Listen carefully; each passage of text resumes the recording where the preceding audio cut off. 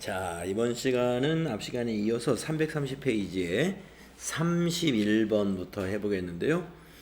네, 31번부터 나머지 세 개가 또 상당히 귀한 문제, 귀한 문제입니다.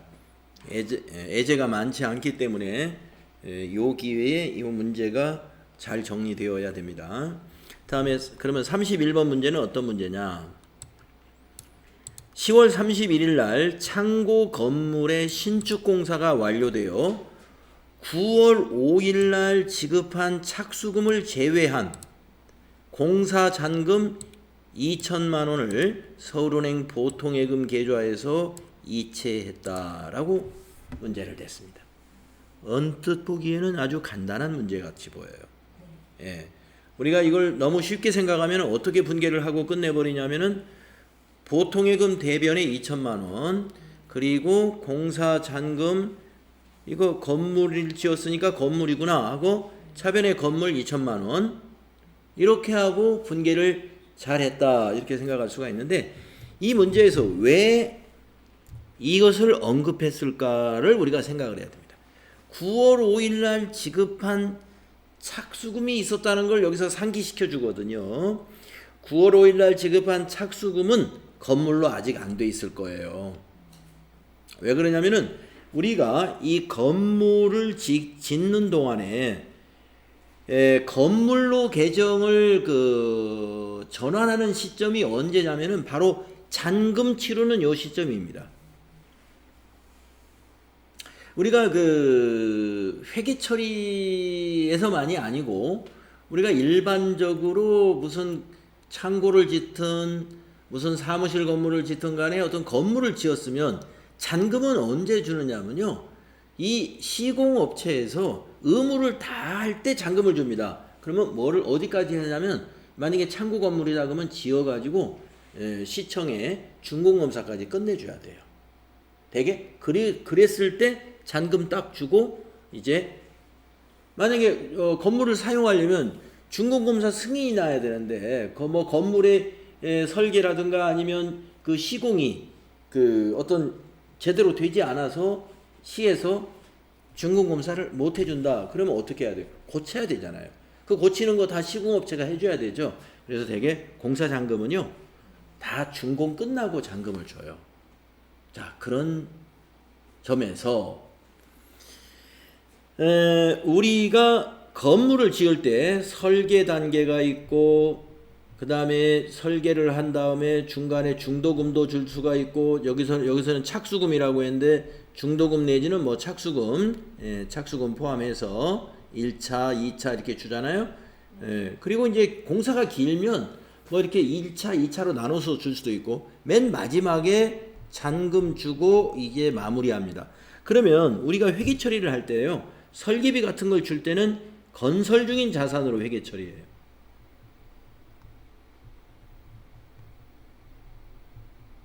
중도금 줄 때도 건설 중인 자산으로 회계 처리합니다. 자, 왜 그러느냐 하면은 우리가 건물 이렇게 해버리면은 건물은 유형자산입니다. 그리고 건물의 유형자산은 감가상각을 해야 돼요. 감가상각. 그런데 우리가 지금 이 건물을 짓고 있는 중입니다. 계속 거기에 이제 투자가 되는 거예요. 지으면서 금액이 아직 확정되지 않았어요. 감가상각 대상 금액 자체가 확정되지 않았기 때문에 감가상각 대상 자산으로 회계 처리를 해서는 안 되죠. 그래서 건설 중일 때 임시로 쓰는 계정이 바로 건설 중인 자산이에요. 그러니까 9월 5일 날 착수금 지급할 때 분명히 이걸로 건설 중인 자산으로 회계 처리했을 겁니다. 그런데 이제 잔금을 주는 시점이 바로 준공이 된 시점이기 때문에, 이제 준공이 되면 법적으로 이건 이제 우리가 허가받은 건물이 되는 거고요. 이제 등기도 내고 그래야 되겠죠. 그래서 잔금을 치르는 시점에 이 건설 중인 자산으로 회계 처리했던 임시 계정을 같이 건물로 대체시켜야 됩니다. 이때 건물로 이거를 대체시키려는 작업을 해줘야 돼요. 건물로 개정 과목을 대체시킵니다. 잔금 줄 때 잔금하고 합쳐가지고. 자, 그래서 이렇게 간단하게 차변의 건물 대변의 보통예금 2천만 원 이렇게 끝내면 안 되는 것이죠. 그래서 이거는 9월 5일 전표를 한번 보겠습니다. 일반 전표로 가셔가지고 9월 5일로 조회하시게 되면은 전표 중에 건설 중인 자산 잡혀 있는 전표가 하나 있죠. 1번 전표에 214번 건설 중인 자산 창고 건물 신축 공사 대금 해가지고 1,000만 원 잡혀 있는 것을 오늘은 이것을 건물로 대체시켜 줘야 돼요. 그러면 건설 중인 자산 대변에 기입해야 되고요. 보통예금도 대변에 2천만 원이 되는 것이고요. 차변에 오는 건 3천만 원이 돼야 됩니다. 건물이. 분계가 그렇게 됩니다. 그러니까 차변에 건물이 3천만 원, 대변이 건설 중인 자산 1,000만 원에 보통예금 2천만 원이 돼야 된다는 거죠. 이해가 되셨죠? 자, 그래서 이거는 자 10월 31일로 입력하겠습니다. 일반 전표 날짜를 10월 31일로 고쳐주시고, 자 차변의 건물, 차변의 건물 쭉쭉 가서 3천만 원, 그리고 대변의 건설 중인 자산 214번 이게 1,000만 원이었고, 오늘 보통예금으로 이체시킨 거 대변의 103번 보통예금 서울은행이죠. 서울은행 보통 98001로 해서 2천만 원. 예, 이렇게 분계가 돼야 된다. 예, 건설 중인 자산 대체하는 분계도 가끔씩 나오기 때문에 이런 스타일로 문제가 가끔씩 나오면 예, 미처 그걸 못 챙깁니다. 건설 중인 자산 그 계약금이나 착수금이나 중도금 준 거 찾아가지고 함께 건물로 대체시킨다 하는 것을 생각지 못할 수가 있어요. 그래서 이게 중요한 문제가 되는 거죠. 그래서 이 페이지에는 전부 다 이 예제가 그렇게 많지 않은 문제들이기 때문에 특별히 이 부분을 잘 챙겨야 됩니다.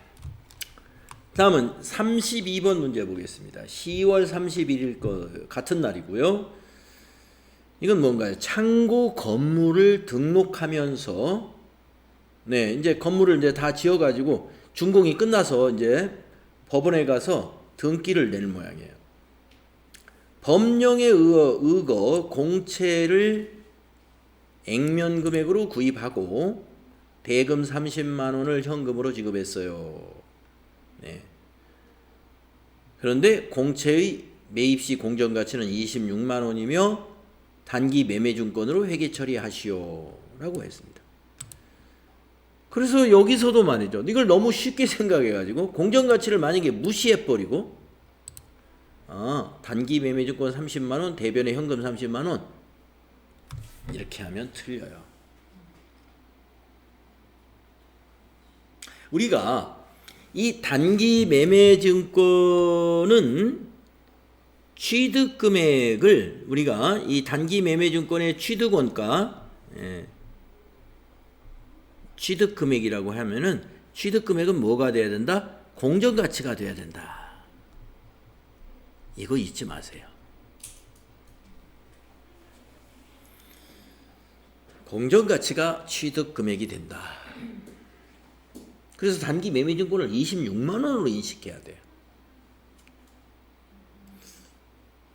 자, 왜 공정가치로 잡아야 되느냐면요. 우리 재무회계에서 기준을 그렇게 잡아놨어요. 이 공정가치라는 건 뭐냐면 이건 공채니까 채권인데 이 채권이 지금 시장에서 26만 원에 거래가 된다 이 말이에요. 그러면 단기 매매증권은 투자자산이거든요. 투자자산. 단기 투자 자산이에요. 단기 투자 자산은 우리가 당좌 자산에 넣어서 같이 합산 처리하는데, 단기 매매 증권으로 잡기 위해서는 공정가치로 인식해야 돼요. 현재 살 수 있는 금액이에요. 우리가 시장에 가서 샀으면 26만 원에 사는 거예요. 채권 시장에 가서 하면 그게 지금 현재 공정가치라는 겁니다. 그런데 액면가로 구입을 했습니다. 채권에는 액면가라는 건 뭐냐면은, 이게 만약에 보통 채권은 만기가 3년짜리가 있는데 3년 후에 30만 원을 돌려주겠다 하는 게 그게 액면 금액이거든요. 그러면 3년 동안 30만 원짜리 채권을 가지고 있으면서 이 채권을 가지고 있는 법인은 뭘 소득을 올리는 거냐면, 그 액면에 표시되어 있는 이자율만큼 이자를 받는 거예요. 만약에 이자율이 5%라고 기록되어 있다 그러면 1년에 5% 주겠다는 거거든요. 30만 원에 5% 이자를 3번 받으면 되는 거예요. 만약에 만기가 3년이면. 만기까지 가지고 있으면. 네, 그렇습니다. 그런데 우리가 이것을 채권 투자하려고 산 게 아니라 건물을 등록하려고 그랬더니 그 법률에 의해서 공채를 의무적으로 30만 원 액면가로 사도록 돼 있다 이겁니다. 공채를 정부에서 액면가로 발행하겠다 하는 거예요. 액면가로. 그러면 요 30만 원이 3년 후에 30만 원이니까 시장에서는 현재 가치로 환산해 가지고 26만 원에 거래가 된다 이런 얘기죠. 26만 원에. 그래서 우리는 이것을 어떻게 회계 처리하느냐면요. 자, 이걸 무시하면 안 돼요. 공정가치는 이거 회계 처리 사항이 아니다 생각하지 마시고, 자, 단기 매매증권은 26만 원으로 자산으로 인식하시고, 그러면 4만 원 차이가 나는데, 그러면 대변에 나가는 현금은 지금 4만 원, 30만 원이란 말이에요. 대변에 현금은 30만 원. 그러면 차변에 4만 원을 뭘로 기록하는가를 생각을 해보면요. 지금 이 4만 원을 더 지불하는 이유는 건물 때문에 그런 겁니다. 그래서 4만 원은 건물로 인해서 4만 원이 지급이 됐기 때문에 건물의 취득원가로 보는 거예요. 건물의 취득원가. 그래서 건물로 4만 원을 잡아줍니다. 그러면 이 위에 전표에서 건물이 3천만 원이었는데 이제 건물의 취득원가는 3천만 4만 원이 되겠습니다. 3천만 4만 원. 네, 이렇게 된다. 그래서 분계가 어떻게 되느냐 하면은, 우선 대변의 현금을 먼저 입력을 해 볼게요. 자, 10월 31일 두 번째 전표. 대변의 101번 현금이 30만 원이 감소합니다. 그리고 차변의 단기 매매증권 107번인데 이 단기 매매증권을 꼭 공정가치로 잡으세요. 26만 원. 그리고 차액 4만 원은 이 단기 매매증권을 왜 샀느냐 원인을 따져서, 건물 때문에 샀다 그러면 건물로 잡고요. 차량 때문에 샀다 그러면 차량 운반구로 자산 잡아야 됩니다. 이거는 건물로 산 겁니다. 4만 원. 이렇게. 그래서 이 문제는 차량을 등록할 때도 우리가 이 채권을 사야 되거든요. 그래서 차량 등록권으로 문제를 낼 때도 있고, 지금처럼 건물을 등록하려고 한다라고 하면서 공채를 매입했다 이렇게 문제를 내는 경우 있습니다.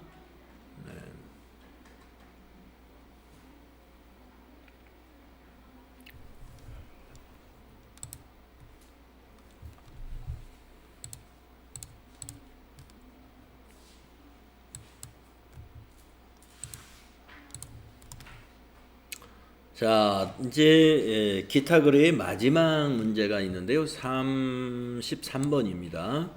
자, 10월 31일 같은 날이고, 당사의 자금 조달을 위해서 이사회를 통해 유상증자를 결의했다 이랬습니다.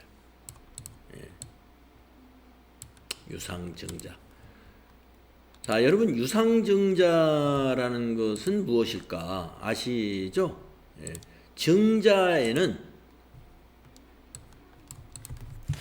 우리가 증자라는 말은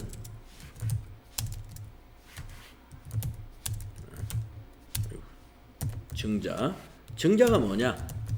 자본금의 증가를 의미하는 거예요. 자본금의 증가는 어떻게 증가를 시키느냐? 법인은 주식을 발행할 때를 말하는 겁니다. 주식 발행.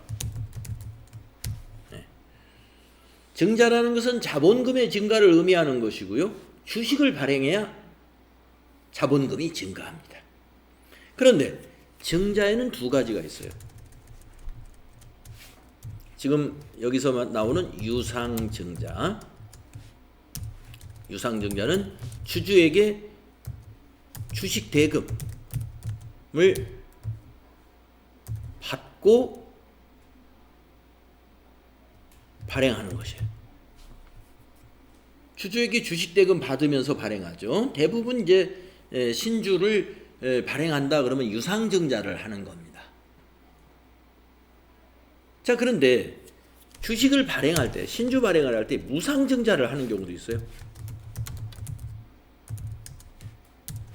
주주에게, 기존의 주주예요. 이 무상증자는 새로운 주주를 모집하지는 않고요. 새로운 주주에게 무상증자를 하는 것이 아니라 기존의 주주에게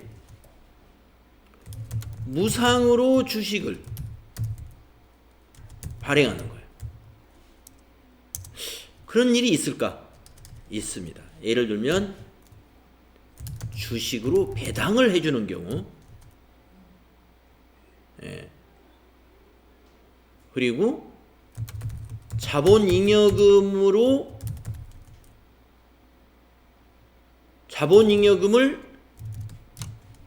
자본금으로 대체시키는. 자본잉여금이라는 것은 주주와의 거래에서 이익이 난 부분이거든요. 주식을 액면가보다 높은 금액으로 발행하면 주식발행 초과금이라는 것이 생기는데, 그런 주식발행 초과금 같은 것은 주주들하고 거래해서 액면가보다 주식을 높게 발행했기 때문에 그동안 축적해놓은 잉여금이에요. 그 자본잉여금을 주주에게 다시 돌려주는 그런 개념입니다. 그래서 아무튼 무상증자를 한다 그러면 기존의 주주에게 회사의 그 잉여금을 주주에게 돌려주는 수단으로 무상증자를 하고 있습니다. 그래서 영업 성과를 얻은 이익 잉여금을 돌려주는 것은 주식 배당이고, 영업을 해서 벌어들인 수익을 주주에게 자기 지분만큼 나눠주는 거, 이거 주식 배당이고, 현금으로 주는 것이 아니라 주식으로 배당한다 이런 뜻이고요. 자본잉여금은 이미 주주와의 거래에서 회사가 이익을 주주들한테 챙겨놓은 돈이에요. 그 잉여금을 다시 주주에게 환원시켜주는 거예요. 그게 무상증자입니다. 그래서 무상증자는 분개를 해보면은 차변 자산의 감소, 자본의 감소. 그러니까 이 분개는 차변 자본 감소, 대변 자본금 증가, 이런 분개가 되는 거예요. 무상증자는. 그럼 유상증자는 어떻게 되겠어요? 유상증자는 돈을 받았기 때문에 차변이 자산이 증가하죠. 돈을 받고 주식을 발행하는 거니까. 대변은 자본금이 증가하죠. 자본금. 주식을 발행하니까 자본금이 증가합니다. 근데 주식을 액면으로 발행했다면은 그냥 이걸로 끝나겠죠. 만약에 5,000원짜리를 5,000원으로 팔면은 5,000원 현금 자산 증가, 대변의 자본금 5,000원 이렇게 끝나는데, 이 내용을 보시면 알겠지만 증자를 할 때 액면가로 발행하는 것보다는 할증 발행, 또 할인 발행 이런 쪽으로 문제를 많이 냅니다. 실제로는 할증 발행이 많습니다.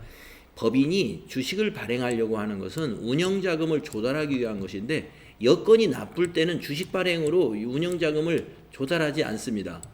주식시장이 좋고 또 그래서 투자자가 몰릴 수 있는 그런 여건이 되었을 때 우리가 주식을 발행해야 뭐가 많이 생겨요. 자본금도 증가하지만 지금 노리는 건 자본잉여금을 노리는 거거든요. 그러니까 액면가보다 더 높은 가격으로 우리가 발행을 해도 많은 주주들이 우리 주식을 사줄 것이다.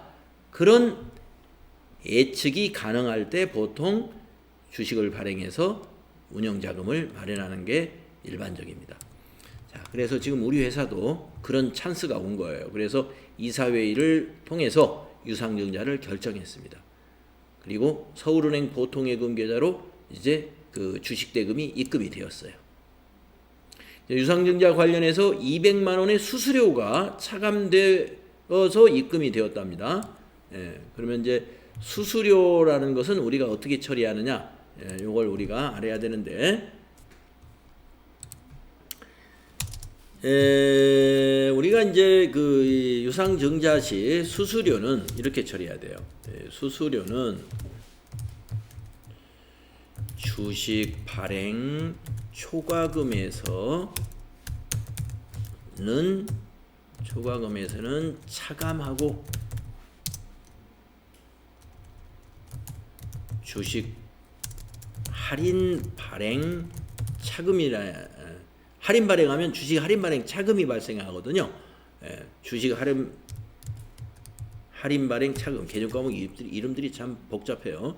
주식 할인 발행 차금에서는 차금에는 가산한다. 더해준다 이 말입니다. 수수료 비용으로 처리하면 안 됩니다. 그래서 유상증자 문제 쉽지 않아요. 요 발행 비용 막 나오고 그러면 어떤 사람은 수수료 비용이다 이렇게 분개를 해버리는 사람도 있고 그러는데 그건 잘못 알고 있는 겁니다. 수수료 비용으로 처리하지 말고 우리가 주식을 발행하면서 발행 비용이 발생하거든요. 그 발행 비용은 별도의 비용으로 처리하지 말고 주식 발행 초과금 거기에서는 차감시키고 주식 할인 발행 차금이 있을 때는 거기다가 가산시켜라 이겁니다. 네. 그러면 한번 이제 정리를 해보면 어떻게 발행했냐면 5,000주를 발행했는데요.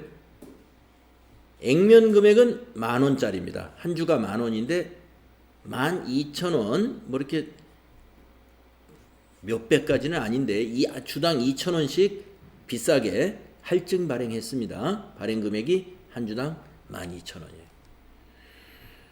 그러면 요 2,000원씩 한 주당 그 초과 발행한 것이 바로 주식 발행 초과금이 돼요. 5,000주 계산하면 1,000만 원이 되겠네요. 2,000원 곱하기 5,000주 하게 되면 5, 20 하니까 1,000만 원이 되겠는데 주식 발행 초과금 1,000만 원 인식이 안 됩니다. 왜냐? 수수료를 차감해야 돼요. 주식 발행 초과금에서 수수료가 200만 원이 발생한 것이기 때문에 주식 발행 초과금을 800만 원으로 인식해야 된다. 네.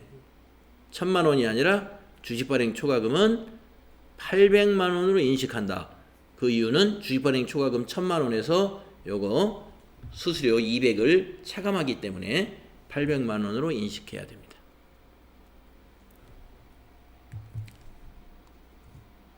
네, 그러면 아예 여기다가 분개 써보고 전표를 입력해 보겠습니다. 그러면 차변에 지금 보통예금으로 자산 증가를 시키는데 보통예금 서울은행에 얼마가 들어왔다는 얘기냐면은 5,000주를 12,000원에 발행했으니까 5, 20, 6, 1은 6, 6천만 원인데 200이 빠졌으니까 5,800만 원이 들어오죠. 200이 수수료 공제하고 들어왔으니까. 그리고 대변은 자본금이 항상 액면가로 계산을 해요. 한 주당 10,000원이기 때문에 액면 금액은 5,000주면 5,000만 원이죠. 자본금은 언제나 액면가로 인식하는 겁니다.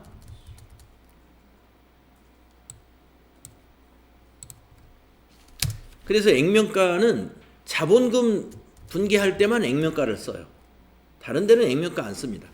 자본금 분기할 때만 액면가를 얹혀주시고, 그러면 지금 800만 원이 대변이 작잖아요. 그것을 바로 뭐라고 그러냐면 주식 발행 초과금이라는 자본잉여금 개정 과목이 있어요. 주식 발행 초과금이라는 자본잉여금 개정 과목, 여러분 자본 이론 설명할 때 이거 살짝 한번 나왔을 거예요.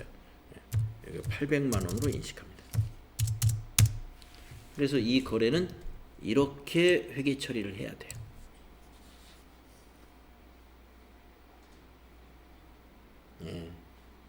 간단하지가 않죠.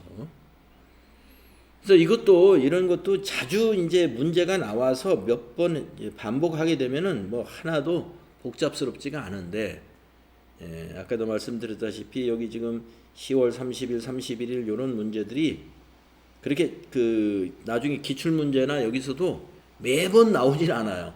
어쩌다가 한 번씩 나오기 때문에 이게 딱 나오면 아이고 이렇게 어려운 게 나왔지, 이렇게 우리가 받아들이게 되죠. 자, 입력합시다. 그래서 10월 31일 날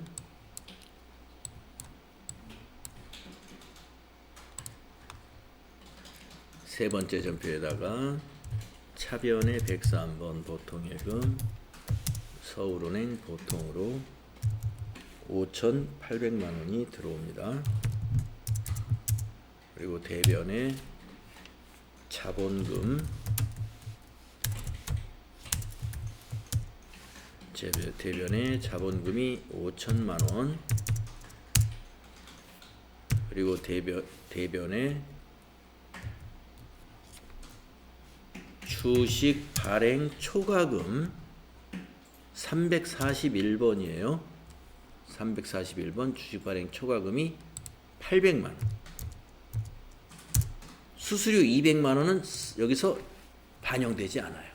수수료 200만 원이 어디로 흡수에 들어갔냐면 주식 발행 초과금 속에 들어갔는데 초과금이 줄어듭니다. 할인 발행을 했을 때는 주식 할인 발행 차금이 사용되는데 그 개정 과목에는 더해져야 맞아요. 네. 그래서 지금 여기서 정리했던 증자라는 개념과 증자는 자본금의 증가를 의미하는 용어이고요.